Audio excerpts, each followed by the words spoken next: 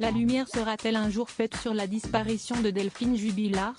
Dans la nuit du 16 décembre 2020, l'infirmière de 33 ans disparaissait mystérieusement alors qu'elle sortait promener ses chiens lors d'une balade nocturne, avant de ne jamais rentrer chez elle. Tandis que son mari Cédric a signalé sa disparition au petit matin, celui-ci a été récemment placé en garde à vue à cause d'incohérences dans son récit, et le domicile de sa compagne supposée a été fouillé.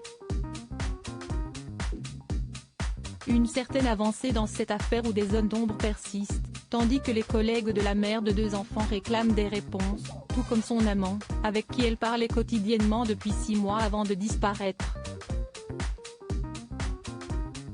Papa d'un petit garçon et résident à Montauban, cet homme connu sous le surnom de l'amant de Montauban, a rapidement été mis hors de cause dans la disparition de Delphine Jubilard, grâce à son alibi en béton confirmé par son ex-compagne.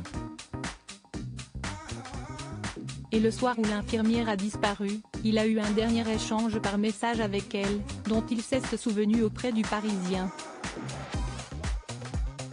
Le dernier message qu'elle m'a adressé, un peu avant 23 h, est une photo sur laquelle elle apparaissait en tenue de nuit, douchée et prête à aller se coucher, se souvient-il dans les colonnes du quotidien, en kiosque jeudi 17 juin.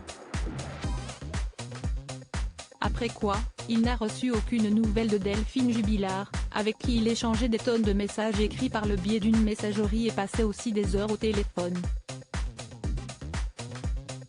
Quel projet Delphine Jubilard avait-elle avec son amant? Devenu très proche, sans que l'on sache s'ils s'étaient déjà rencontrés, l'homme de Montauban rapporte que leur relation était devenue pour eux une évidence, lui qui décrit l'infirmière de 33 ans comme drôle et d'une grande sensibilité, d'une grande force de caractère, ainsi que sans préjugés et passionnée par son travail d'infirmière au sein d'un service de gériatrie.